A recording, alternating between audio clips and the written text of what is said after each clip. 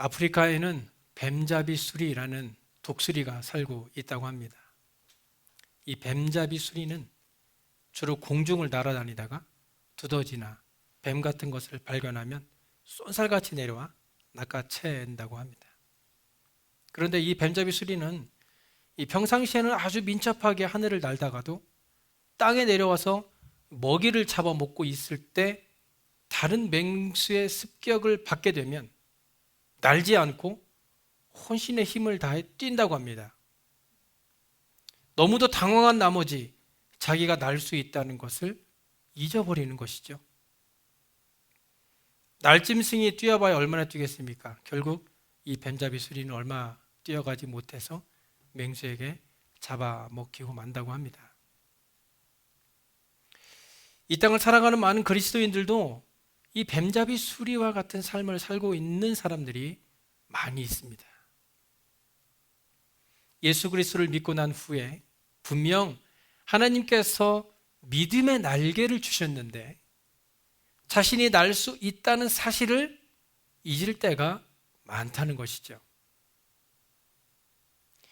평상시에는 엄청 믿음 있는 사람으로 보여지지만 실제로 믿음을 적용해야 할 상황에 맞닥뜨리게 되면 믿음의 날개를 펴지 못해서 날지 못하고 휘청거리는 사람들이 많다는 것입니다. 이런 문제는 이 회개의 상황에서도 자주 나타납니다. 많은 성도들이 하나님 앞에 회개하고 나서도 하나님은 이미 모두 다 용서해 주셨는데 하나님의 용서를 믿지 못하고 여전히 죄에 눌려 살아가고 있는 사람들이 많이 있다는 것입니다. 많은 그리스도인들이 회개를 하지 않는 것도 심각한 문제이지만 회개를 하고 나서도 하나님으로부터 용서를 받았다는 확신이 없는 것은 더 큰 문제입니다. 그래서 자신이 회개를 하고 난 후에도 같은 죄를 짓는 것에 대해서 스스로 자책하면서 하나님께서 자신의 죄를 용서해 주셨다는 확신마저 잃어버리게 되는 것이죠. 결국 그런 죄책감이 회개할 수 없는 상황으로 이어져서 하나님의 용서하심에 대한 의심까지 불러오게 되는 것이죠. 그러나 우리가 반드시 기억해야 하는 사실은 하나님께서는 우리가 회개할 때마다 몇 번이든지 용서해 주신다는 것입니다. 어느 날 베드로가 예수님께 질문을 합니다.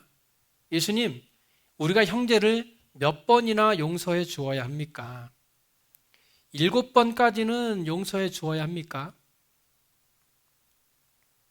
당시 유대교 전승에 의하면 유대인은 이 동일한 범죄에 대해서 3번까지 용서받을 수 있었어요.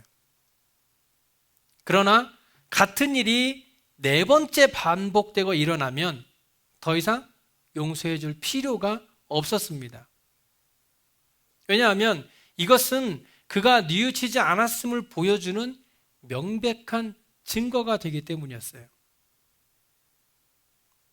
우리나라에도 3세번이라는 말도 있듯이 보통의 사람들은 3번까지는 참고 용서해 줄 수 있다고 생각합니다.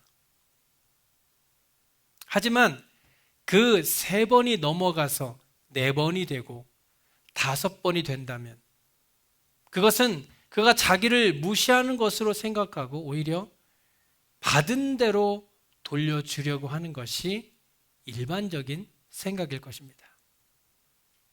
그렇기 때문에 오늘 베드로가 예수님에게 말한 7번, 이 7번은 당시 유대인의 용서의 횟수로 생각해 볼 때도 그렇고 오늘날에 우리가 생각하기에도 엄청 너그러운 횟수였던 것이죠.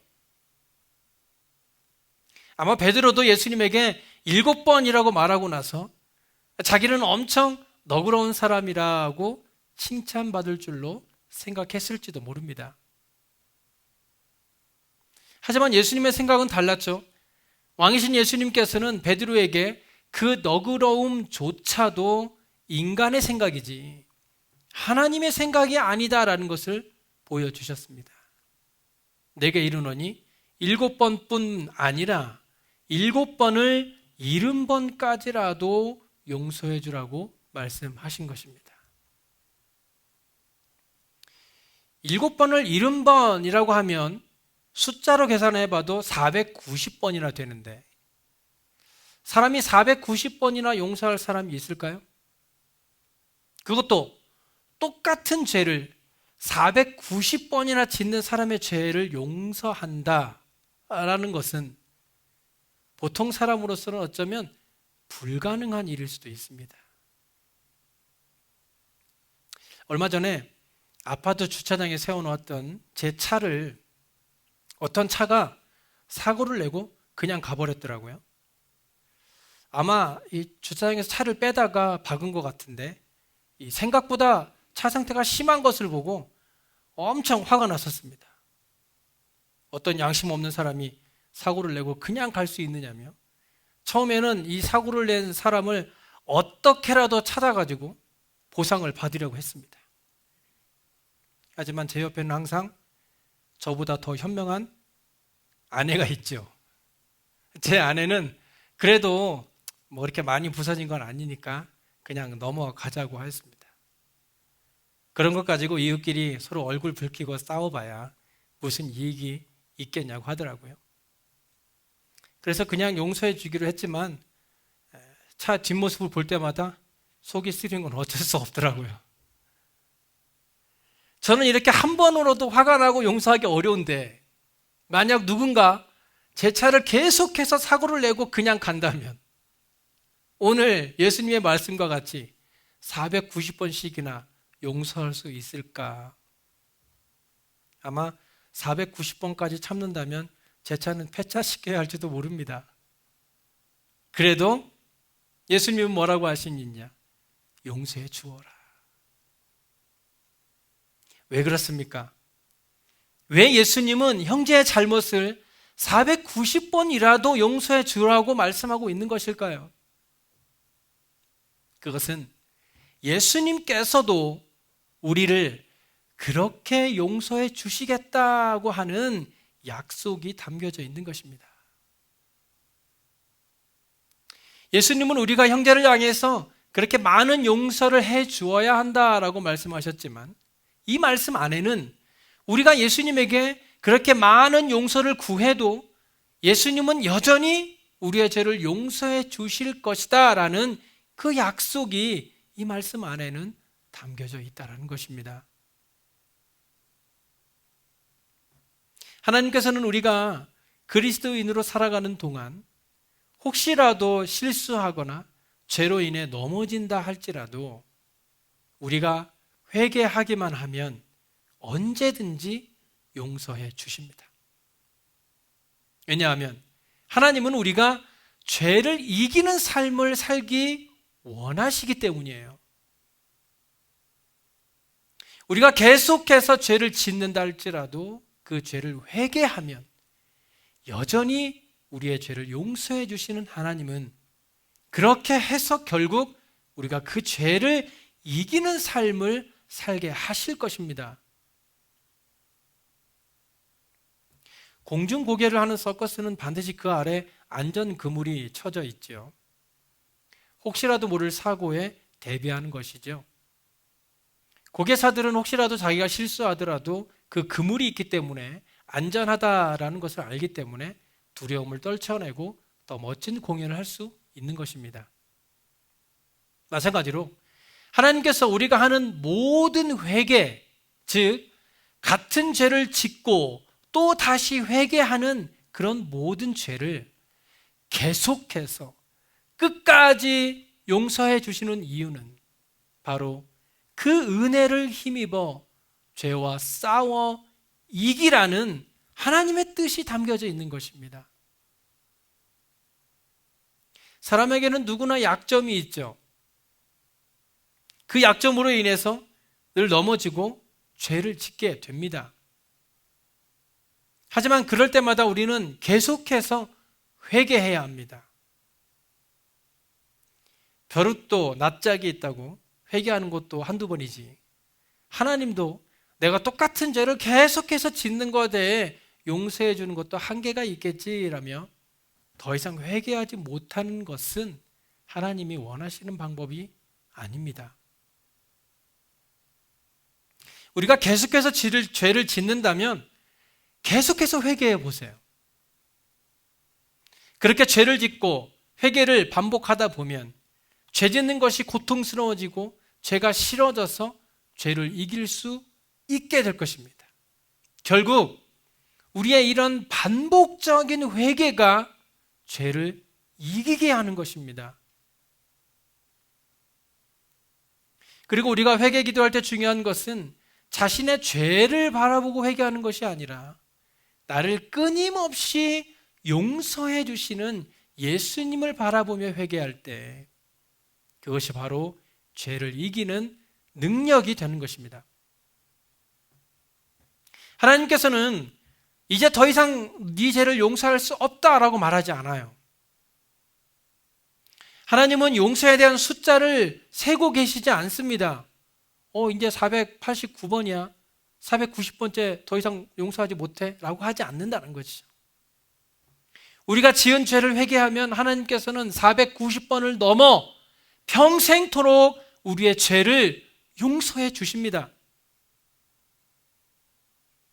그래서 오늘 보면 32절의 말씀을 보시면 서로 친절하게 하며 불쌍히 여기며 서로 용서하기를 하나님이 그리스도 안에서 너희를 용서하심과 같이 하라고 말씀하고 있는 것입니다.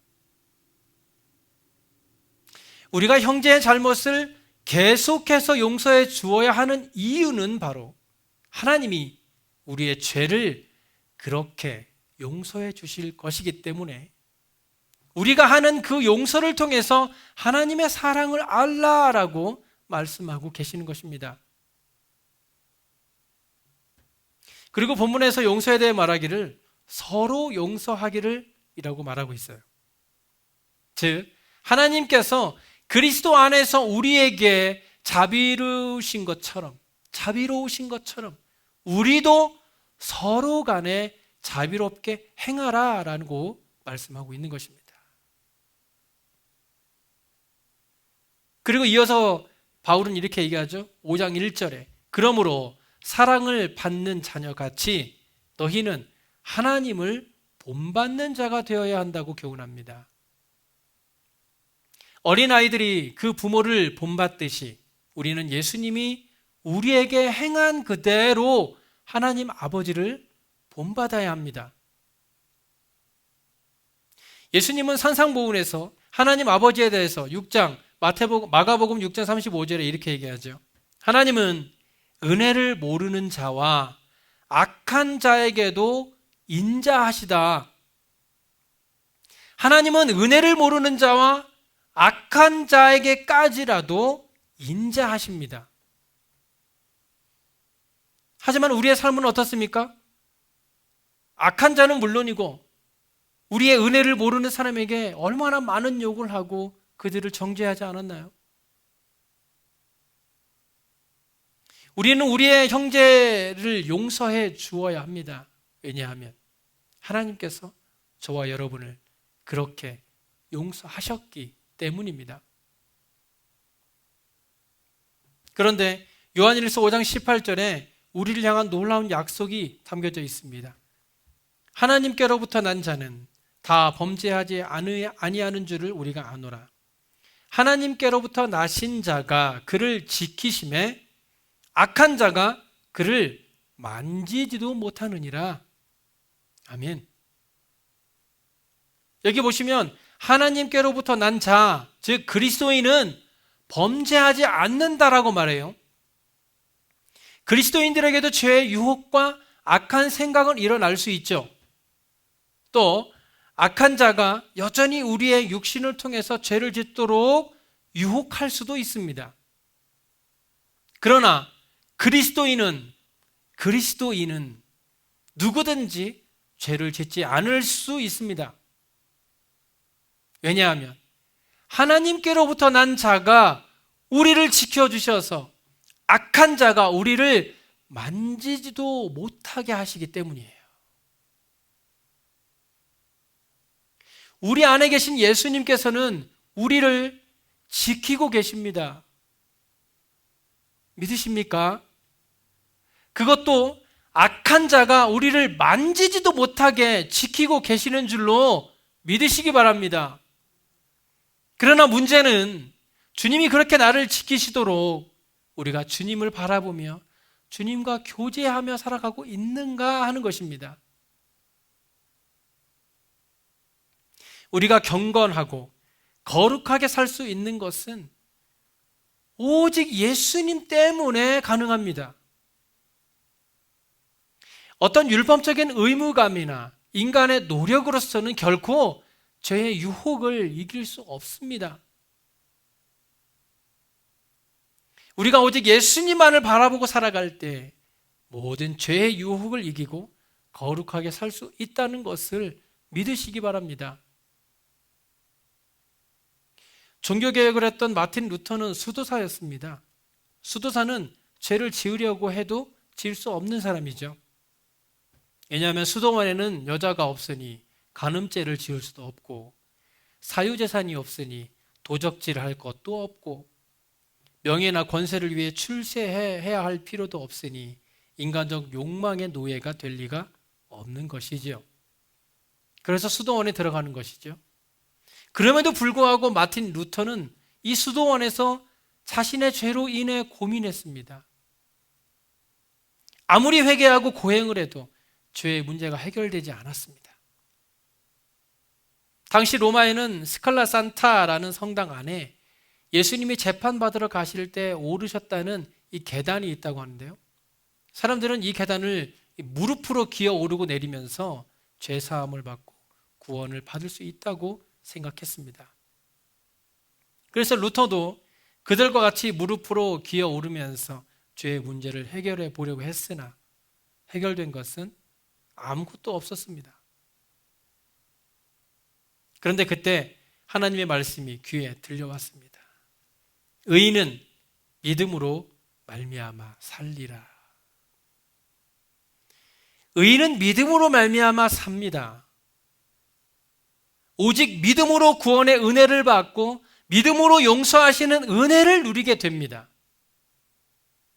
그런데 이 믿음은 히브리서 12장 2절에 보시면 믿음의 주요 또 온전케 하시인 예수를 바라보는 것으로 시작됩니다. 믿음은 예수님을 바라보는 것으로부터 시작된다는 것이에요. 우리가 계속해서 예수님을 바라볼 때 우리의 믿음이 온전해지는 것이에요. 예수님께서 우리의 마음에 오셨기 때문에 우리가 항상 예수님을 바라볼 때에 나의 말과 생각과 행동으로 했던 모든 죄를 회개하게 되는 것입니다.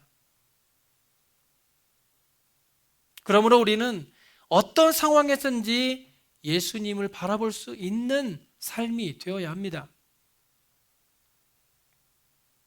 우리가 모든 상황 속에서도 내 안에 계신 예수 그리스도를 바라볼 때에 우리 주님께서는 악한 자가 나를 만지지도 못하도록 우리를 지켜주는 줄로 믿으시기 바랍니다.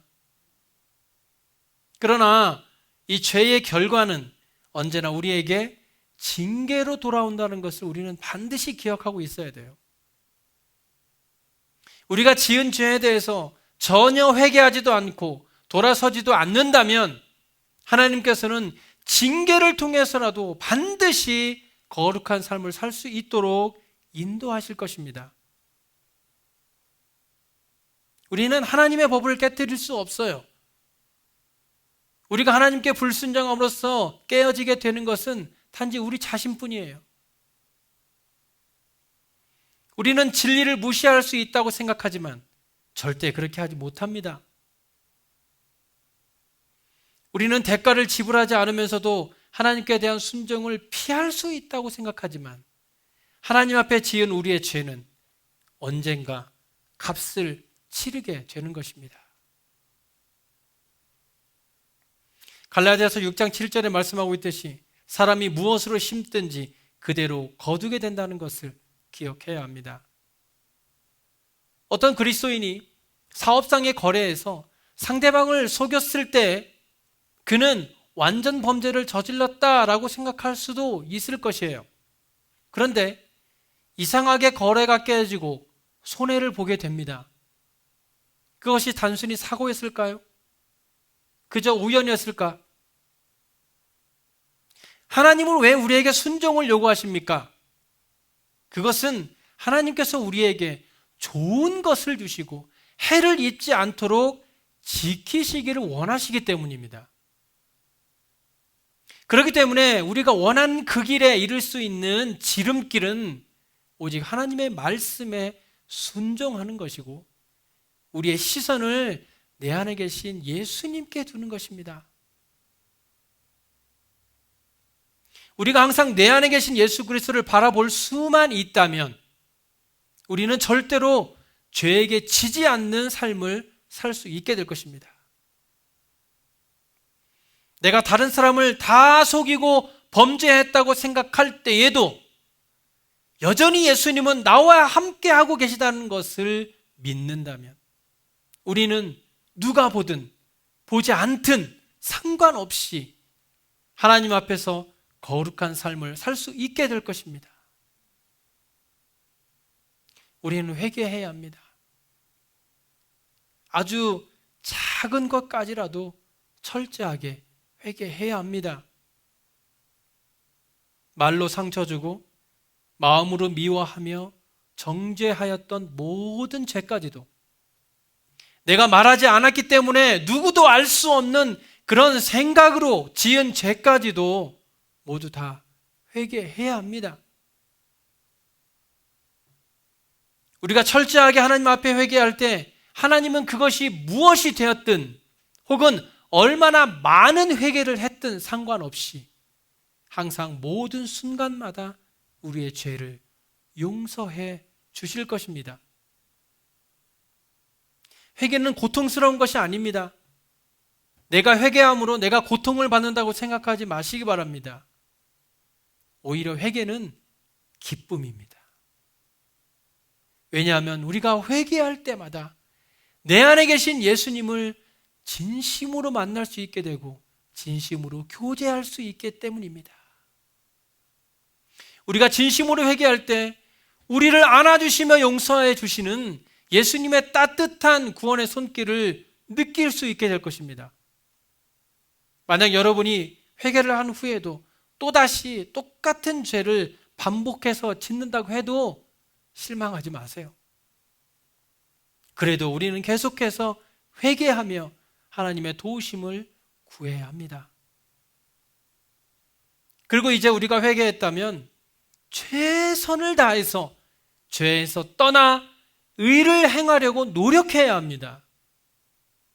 그저 입술로만 회개한 것으로 끝나는 것이 아니라 또다시 그런 죄를 짓지 않도록 최선의 노력을 다해야 한다는 것입니다. 잠언 26장 11절에 개가 그 토한 것을 도로 먹는 것 같이 미련한 자는 그 미련한 것을 거듭 행한다 하고 말씀합니다. 개는 자기가 토해놓은 것을 도로 먹죠. 우리가 예수님 품 안에 있을 때는 세상을 이기신 예수님의 권세가 우리와 함께 함으로 원수 마귀가 우리를 만지지도 못하지만 우리의 시선이 예수님이 아닌 세상으로 돌아서게 되면 사탄 마귀는 여지없이 우리를 무너뜨리기 위해 우리의 약점을 파고든다는 것을 반드시 기억해야 한다는 것입니다. 예수님이 우리 안에 계시다는 것을 믿으시기 바랍니다. 예수님께서 우리 안에서 우리가 거룩하게 살 수 있도록 돕고 계시고 우리가 회개하기만을 기다린다라는 것을 기억하므로 회개의 시간을 통해 예수님을 만남으로 회개의 슬픔의 시간이 기쁨으로 변화되는 저와 여러분의 삶이 되시길 간절히 소원합니다. 기도하겠습니다.